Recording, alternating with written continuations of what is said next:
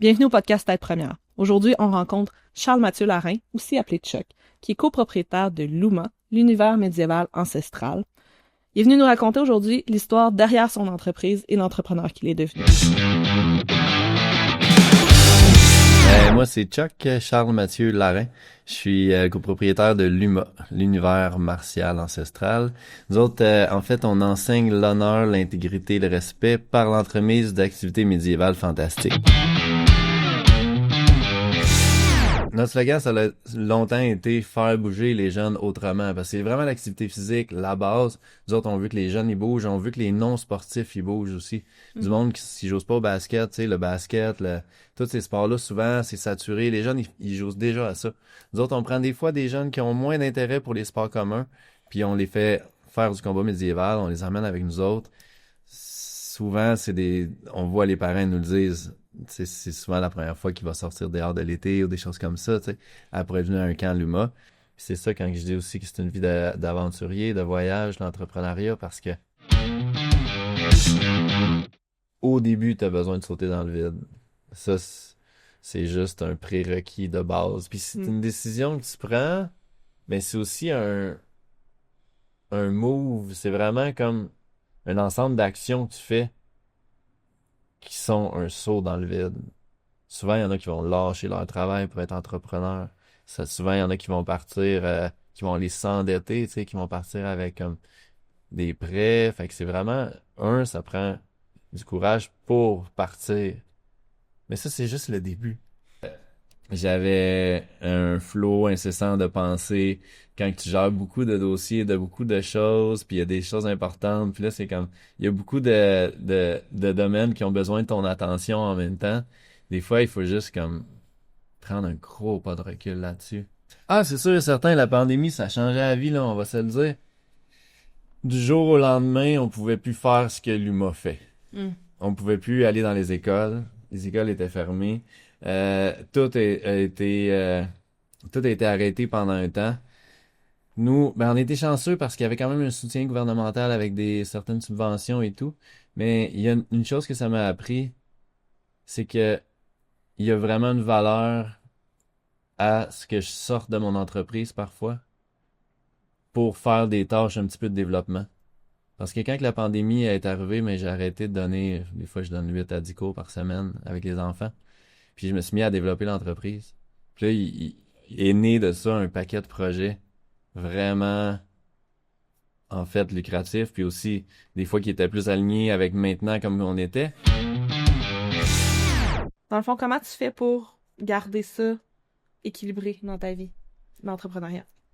Ouais, en fait, le plus gros repère que j'ai, je te dirais que c'est mon associé, OK. Esteban. Esteban, on n'est pas guéri sur la même guerre. Par rapport à l'âge aussi, là, il est plus vieux que moi. Puis il a un beat vraiment plus slow que moi. Fait que c'est vraiment précieux pour moi parce que c'est toujours quelqu'un qui va venir me ramener. OK.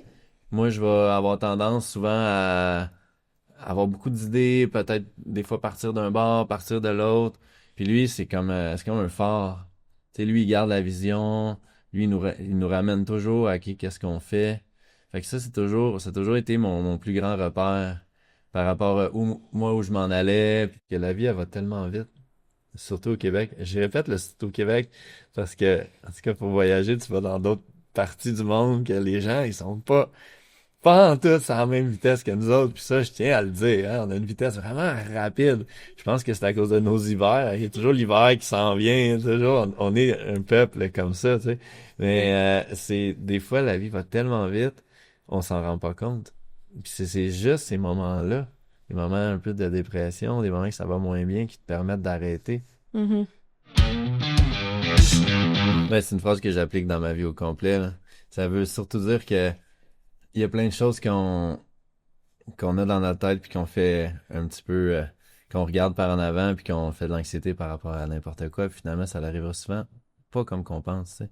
Fait que juste de OK, regarde, quand que je vais me rendre là, quand je vais être là, je vais traverser le pont. Quand je vais être rendu à Rivière, je vais traverser le pont, tu sais. Mm-hmm. On traversera le pont quand on sera rendu à Rivière. Avant, ça vaut pas la peine d'y penser, puis souvent on perd de l'énergie dans ces moments-là, tu sais. Mm-hmm. Puis tes pensées sont pas nécessairement en lien avec ce qui arrive réellement, tu sais. Non, souvent ça n'a juste aucun rapport. Mm-hmm. Fait qu'on se fait un scénario puis des montages comme un film, puis finalement, ça n'arrive pas. Fait que je me dis toujours qu'on traversera le pont quand on sera rendu à la rivière. Ben, pour aller chercher de l'aide, de base, le message que je pourrais donner, c'est check le programme Tête Première, c'est gratuit. C'est merveilleux. Moi, la première fois que j'ai vu ça, faut dire que je suis un pirate puis j'aime ça profiter des choses qu'il y a, là, comme les services et tout. Je trouve ça exceptionnel qu'on ait ça. C'est d'essayer. De l'essayer, tu sais, de pas attendre. Tu sais, si tu vois un programme comme Tête Première où tu peux avoir une rencontre avec un psychologue, ben c'est de voir ça comme tu peux prendre ce temps-là comme si tu le prendrais avec un comptable. De le voir comme dans ta business. Parce que les résultats que tu peux obtenir par rapport à avoir une santé mentale qui a un peu plus d'équilibre, c'est clairement ce qui va aider ton entreprise. Fait que des fois, avant de te rendre trop loin, puis d'être justement plus capable de prendre un moment d'arrêt, puis d'essayer des programmes qui sont faits pour les entrepreneurs, avec des entrepreneurs qui ont aidé à le bâtir, ou qu'il va avoir accès à des ressources, à des groupes, à plein de choses que le groupe Tête Première il fait. Prends le temps, puis fais-le. Des fois, c'est juste de prendre le temps.